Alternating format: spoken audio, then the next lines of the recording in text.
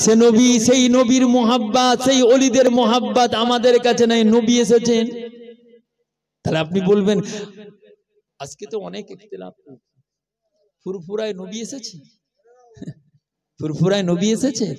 যে যার মতো ভাই, তুমি বলে যাবে বলে যাও, তুমি লাগামহীন হবে হয়ে যাও, তুমি বলবে বলেই চলে যাও। মনে রেখো একদিন তোমাকে পৌঁছাতে হবে, জবাব তোমাকে সেই জায়গায় দিতে হবে। যে সম্পর্কে জানো না তার থেকে বেশি লাফালাফি করতে যেও না। ফুরফুরা এমন একটি জায়গা যেখানে আল্লাহর নবীর কদম মোবারক পড়েছিল। জোরে বলেন সুবহানাল্লাহ, জোরে বললেন না সুবহানাল্লাহ।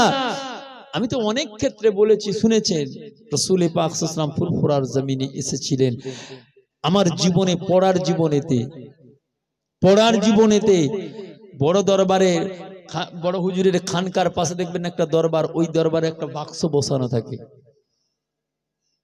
আমি ন হুজুর কেবলাকে দেখিনি, মেজ হুজুর কেবলা মাদ্রাসার পড়ার জীবনে শুনেছি। বাবা ওইখান থেকে একটা আলোর ফোয়ারার মতো উঠে এসে ওই জায়গায় পড়ে আল্লাহ রসুল, আল্লাহ পাকের নেয়ামত ওই দরবারের উপরে বর্ষিত হয়। ওই দরবারের উপরে আল্লাহ পাক কবুল করেন, কারণ ওই দরবারে দাদা হুজুর কেবলা রহমাতুল্লাহ আলাইহি বসে দোয়া করেছিলেন, ন হুজুর কেবলা বসে দোয়া করেছিলেন। আল্লাহর ওলিরা ওই দরবারে বসে জিকিরের তালিম দিয়ে দোয়া করেছিলেন। আল্লাহর দরবারে কবুল কবুল কবুল। জোরে বলেন, জোরে বললেন না? বিশ্বাস হয় না? আমি আগের বারও বলেছি কিনা মনে নেই, জেনে নেন। আপনার মনের খায়েশটা ঠিক মতো হয় না, কোনো বিপদে পড়ে গেছেন, তবে আবারও বলছি নিজের লাগামহীন হয়ে যাবেন না, পীরের ইজাজত নিয়ে যাবেন। দায়রা শরীফে বসবেন, দেখবেন এখনো দুটো পাখি আছে। আমি আমার গল্প করার কথা বলিনি কারো কাছে, আমার বাস্তব জীবনের কথা বলছি। পাখি দুটো আছে, বুঝতে পারবেন না। আজকে যা সাবরিসানি, যা দোয়ার মাহফিল, তুমি তাকে চিনোই না তো, তুমি তাকে জানলেই তো বলতে। আল্লাহ রসুল সাল্লাল্লাহু আলাইহি ওয়াসাল্লাম কত ভালোবাসেন আপনি জানেন না? খাজা গরিবে নওয়াজের মুরিদকে নিজামুদ্দিন আউলিয়া নিয়ে গিয়ে দেখাচ্ছিলেন, খুঁজে পাই না পীরকে। 4 তবক আসমান পর্যন্ত তাই করলেন, 7 তবক আসমান তাই করলেন, কোথাও পাই না খাজা হযরতে নিজামুদ্দিন আউলিয়া। ওই সময় বলছেন তোমার পীরকে পাই না, বল যাও খুঁজে দেখো। রাসূল পাক সাল্লাল্লাহু আলাইহি ওয়াসাল্লাম তাকে তার ডানার মধ্যে রেখেছিলেন, জানেন না? দাদা হুজুর কেবলা হঠাৎ একদিন বলে বসলেন, ও আমার খলিফারা। বসিরাটি আল্লামা রুহুল আমিন সাহেব ছিলেন, সুফি তোজাম্মল সাহেব ছিলেন, বড় বড় খলিফারা ছিলেন। ওই জায়গায় দাদা হুজুর কেবলা বললেন, আমার 9 ছেলেকে একটু আগে থেকে কোথাও দেখতে পাওয়া যায় না, কোথা আছে তোমাদের 9 ভাই, একটু খোঁজ করে দেখতে পারবে? বসিরাটি হুজুর বলছেন, হুজুর আপনি যদি আমাকে ইজাজত দেন আমি দেখতে পাবো। তাসাব্বু মান তাসাব্বাহা বিকাউমিন ফাহুয়া মিনহুম, তুমি যার সঙ্গে তাসাব্বু রাখবে, মোহাব্বত রাখবে, হাসর তার সঙ্গে হবে। দাদা হুজুরের সঙ্গে তাসাব্বু রেখেছিল বসিরহাটি হুজুর। দেখেন হুজুর বলছে, দেখো বাবা রুহুল আমিন। দাদা হুজুর কিবলার ইজাজত প্রাপ্ত হয়ে বসিরহাটি আল্লামা রুহুল আমিন সাহেব চোখটা বন্ধ করলেন, মাথা একবার মাথাটা নিচু করলেন, উপরের দিকে তাকালেন, ডানে বামে সামনে পিছনে তাকিয়ে চোখ খুলে বলছেন, হুজুর বেয়াদবি মাফ করেন। ওগো আল্লাহর ওলি মুজাদ্দিদুজ্জামান, আপনি আমার পীর, আপনার ইজাজত প্রাপ্ত হয়ে 7 তবক আসমান জমিন তয় করলাম, সামনে বামে পৃথিবীর শেষ প্রান্ত পর্যন্ত দেখলাম, কোন জায়গায় না হুজুর আমাদের 9 ভাইকে পাওয়া যায় না। সুফি সাহেব বলছেন, হুজুর আমাকে একটু দেন। পরে পরে খলিফারা নিলেন, কেউ খুঁজে পায় না। আল্লাহর ওলি মুজাদ্দিদুজ্জামান বলছে, বাবা খলিফারা, ও আমার ভক্ত মুরিদেরা, আমি আবু বকর এবার আমার 9 ছেলেকে খুঁজি। হুজুর মুরাকাবা হালতে বসলেন, আসমান জমিন দুনিয়ার প্রান্ত থেকে প্রান্ত পর্যন্ত খুঁজলেন, পায় না। দেখতে পান আখেরি জামানার নবী রাহমাতুল লিল আলামিন মসজিদে নববীর মাজার মোবারকের ভিতর থেকে আল্লাহর ওলি মুজাদ্দিদুজ্জামানকে দেখার জন্য বলছেন, আবু বকর আমার দিকে তাকাও, আবু বকর আমার দিকে তাকাও, আমি রাহমাতুল লিল আলামিন তোমার দিদার করার জন্য, তোমার সাক্ষাৎ করার জন্য দাঁড়িয়ে আছি।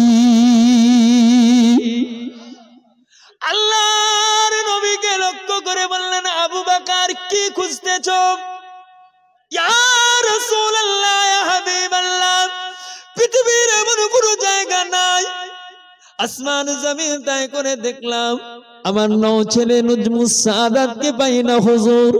ইয়া রাসূলুল্লাহ, ইয়া হাবিবাল্লাহ, আমি তো তার আব্বা জান, আমি আমার সন্তানের খোঁজ করার জন্য মুরাকাবা হালতে দেখলাম, আমি খানায়ে কাবার দিকে দেখলাম, যখন মদিনার মসজিদে নববী আপনার রওজা মোবারকের দিকে দেখলাম, আপনাকে দেখতে পেলাম।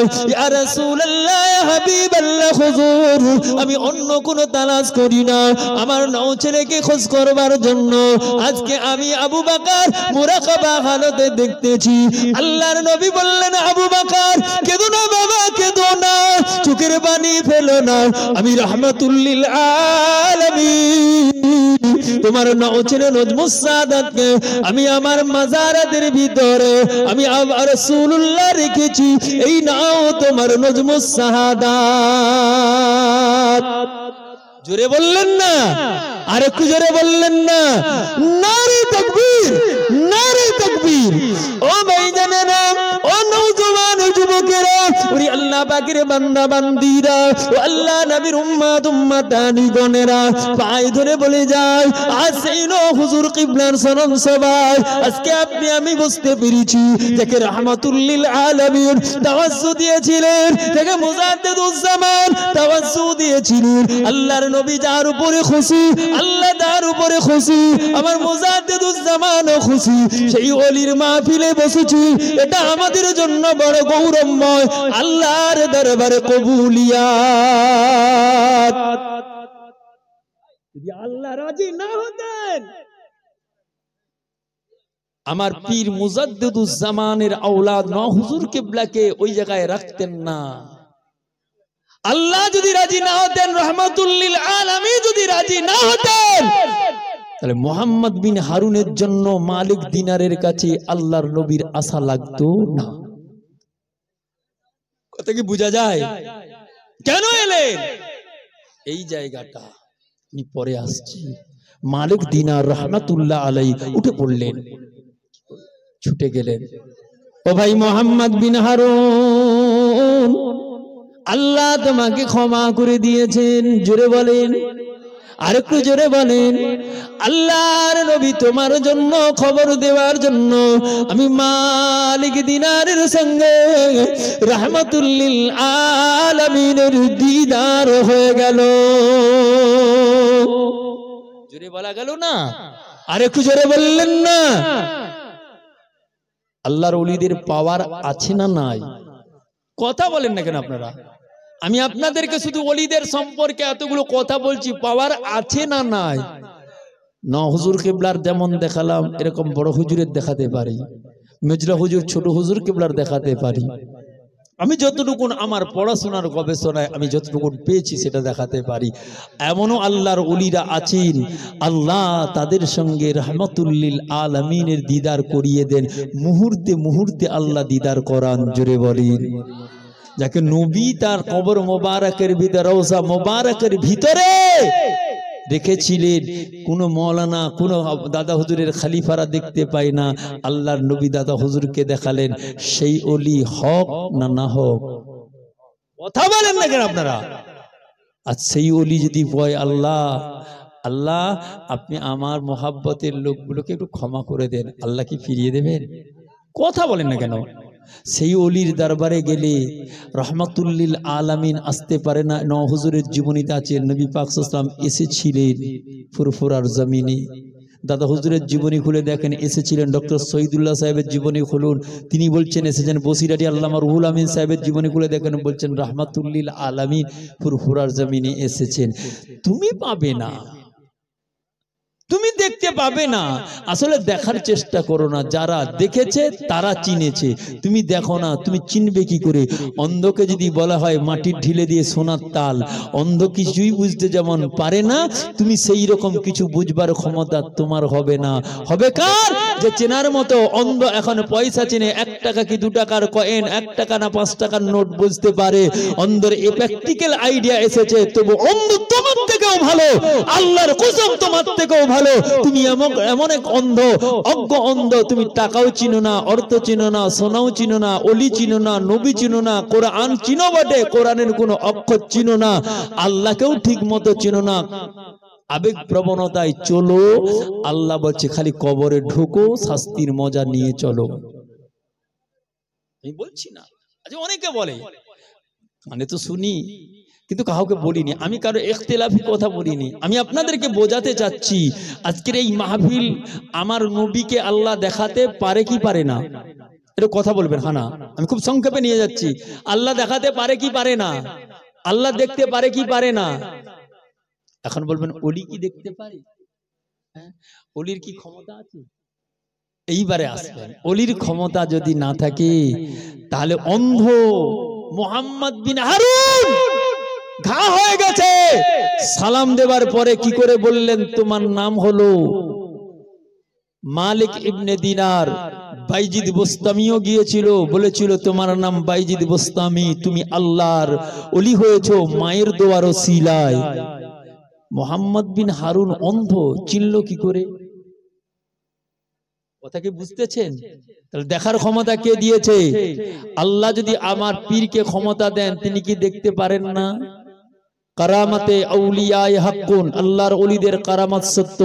নবী পাক হাদিস আল্লাহ নবী বলেছেন, আলা ইন্না আউলিয়া আল্লাহে লা ইয়ামুত, আল্লাহর ওলিদের কখনো মৃত্যু হয় না, আল্লাহর ওলিদের কখনো মৃত্যু হয় না, তাদের মরণ মৃত্যু হয় না, তারা এক জায়গা থেকে অপর জায়গায় চলে যায়, তাদের তাওয়াজ্জু আরো বেশি বাড়ে।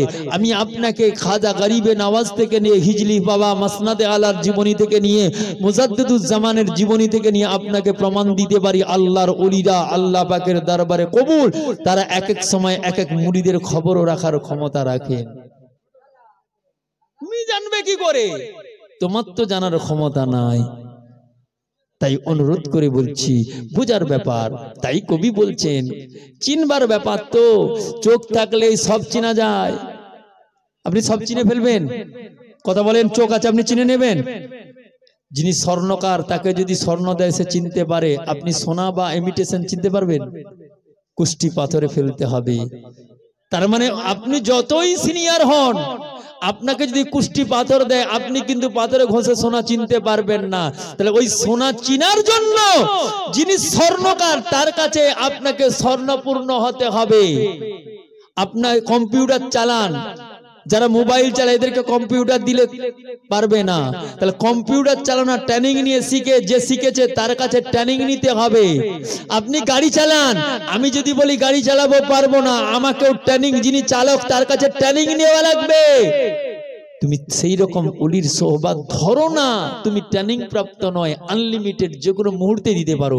তোমার তো কিছু জ্ঞান নেই, হিতাহিত জ্ঞান নাই, গুপ করে দিয়ে দেবে, কোথায় দেবে, নিজেও যাবে যাত্রীও যাবে। এজন্য তোমার গাড়ির প্যাসেঞ্জার হওয়া বড় কঠিন, কেউ উঠতে চায় না। যদি জানতে পারে নতুন ড্রাইভার বলে থাকবে, থাক বাবা, 3টে গাড়ি পরে যাব, তোমার গাড়ি উঠবো না। কথা ভুল না ঠিক ভাই? তো পরিস্থিতি তাই।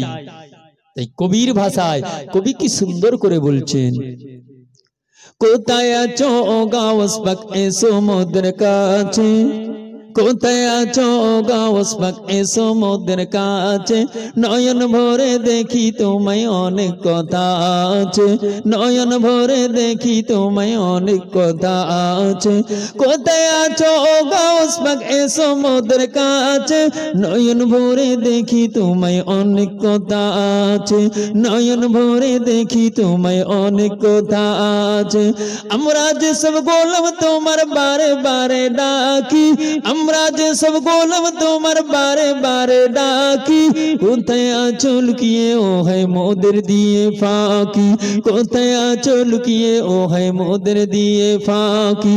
খোদার ওলি মরে না কমর চিরদিন, খোদার ওলি মরে না কমর চিরদিন, তাদের দেহ খায় না মাটি হয় না কোজনীর, তাদের দেহ খায় না মাটি হয় না কোজনীর।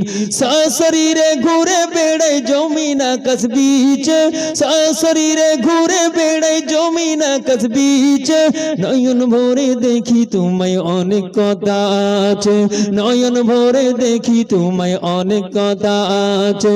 কোথায় আছো গাউস পাক এসো মোদের কাছে, কোথায় আছো গাউস পাক এসো মোদের কাছে, নয়ন ভরে দেখি তোমায় অনেক কথা আছে, নয়ন ভরে দেখি তোমায় অনেক কথা আছে। আল্লাহুম্মা সাল্লি আলা ওয়া আলা আলি সাইয়্যিদিনা। ভাইরা আমার, বাবাজিরা, আমি আপনাদেরকে আলোচনার দিকে অগ্রসর হয়ে যাচ্ছি নিয়ে যাওয়ার জন্য। দেখতে দেখতে প্রায় 1 ঘন্টা 20 মিনিটের হয়ে গেল। চিন্তা করছেন কোথা দিয়ে, এখন অনেক বাকি। আলোচনা করতে করতে অনেক সময় লেগে যাবে। মোহাম্মদ বিন হারুনের কিন্তু শব্দ, তবে শব্দটা আল্লাহ নবী বললেন মোহাম্মদ বিন হারুন খুশি। ওরে আল্লাহর বান্দারা, তুমি কিছুই করতে পারো না, তুমি এমন কোন নেক কাজ করার মতো তোমার ক্ষমতা হয় না। তুমি নামাজটা পড়ো, আল্লাহর ওলির সোহবত ধরে বসে থাকো, তোমার ঈমানকে পোক্তা রাখো। যদি আমার পীর সত্য হয়, আল্লাহ আমাকে আমার পীরের ওসিলায় যেন জান্নাতি করো। তুমি ওসিলার মাধ্যম দিয়ে দোয়া চাও। আল্লাহ কোরআন পাকের ভিতরে বললেন, ইয়া আইয়ুহাল্লাযীনা আমানু কুনু মা'আস সাদিকিন। এই ঈমানদারেরা, এই বিশ্বাসী বান্দারা, আমি আল্লাহকে মানলে তোদের শুধু হবে না, আমার কোরআন মানলে তোদের হবে না। তোদের গাইড করার মতো লোক প্রয়োজন হয়। আমার নবীকে মানবে বটে, ওই নবীকে মানবার মতো মানার আগে তোমার ওস্তাদের প্রয়োজন হয়। যেমন একটা বাংলা শিক্ষা করতে গেলে মাস্টারের প্রয়োজন হয়, আরবি শিক্ষা করতে গেলে হাফেজে কোরআন বা আলেমের প্রয়োজন হয়। ওই সময় ওস্তাদের যেমন প্রয়োজন লাগে, আল্লাহ পাক কোরআন পাক দিয়ে জানিয়ে দিলেন, ইয়া আইয়ুহাল্লাযীনা আমানু কুনু মা'আস সাদিকিন। এই ঈমানদারেরা, আমি আল্লাহ গায়ের কওমকে বলবো না, আমি আল্লাহকে যারা মানো, আমি আল্লাহর প্রতি যারা পূর্ণ বিশ্বাসী, আমি আল্লাহর প্রতি যারা পূর্ণ আস্থা রাখো, ইয়া আইয়ুহাল্লাযীনা আমানু কুনু মা'আস সাদিকিন, ইয়া আইয়ুহাল্লাযীনা আমানু কুনু মা'আস সাদিকিন। বান্দা, তুমি সত্যবাদীর সঙ্গী হও। যদি সত্যবাদীর সঙ্গী হও, আল্লাহর দরবারে তুমি কবুল হয়ে যাবে। কারণ তোমার চলার ভুল হলে তোমার মাশায়েখ তোমাদেরকে সত্যবাদী বান্দা যারা, তোমাকে সত্য রাস্তা ধরিয়ে দেবে। আর বান্দা যদি খারাপ হয়, খারাপ রাস্তা ধরাবে। ওরে আল্লাহর বান্দারা, ও নওজওয়ান যুবকেরা, তুমি যদি বিড়ি ঘরের কাছে বসো, তোমার বিড়ি খাবার জন্য সে একটা হলো কথা বলবে। তুমি চায়ের দোকানে বসেছো, চা খাও না, তোমার পাশে যদি তোমার বন্ধু থাকে, তোমাকে চায়ের খাওয়ার কথা বলবে। তুমি যদি মদখোর হও, তুমি মদের আড্ডায় গেলে পরে তোমার মদ খাওয়ার আশা লাগবে। ওরে আল্লাহর বান্দা, তুমি যদি অন্যায়কারী হও, তোমার বন্ধু যদি অন্যায়কারী হয়, অন্যায়ের কথা মনে হবে। তোমার ওস্তাদ যদি সঠিক হয়, তুমি যদি আল্লাহ ওয়ালার সোহবত ধরে নাও, তাহলে তোমার আল্লাহ ওয়ালা তোমাকে যে পথ চালাবে, ওই পথ ধরলে পরে আল্লাহর দরবারে কবুল হয়ে যাবে। এই আল্লাহর নবী বললেন, ও আমার সাহাবারা, মান তাসাব্বাহা বিকওমিন ফাওয়া মিনহু। তুমি তার সঙ্গে তাসাব্বু রাখবে, মুহাব্বত রাখবে, উঠাবসা রাখবে, ভালোবাসা রাখবে, তার সঙ্গে তোমার হাসর হবে। আল্লাহর বান্দারা, পায়ে হাত রেখে বলে যাও, নিয়ামত প্রাপ্ত আল্লাহ পাকের দ্বীন পেয়েছি, নিয়ামত প্রাপ্ত আল্লাহর ওলি পেয়েছি, আল্লাহর নবী পেয়েছি, কোরআন পেয়েছি। সেই কোরআনের মুহাব্বতের মাহফিলে, আল্লাহর ওলিদের সোহবতের মাহফিলে বসে আমরা আমাদের জীবন পরিবর্তন করব।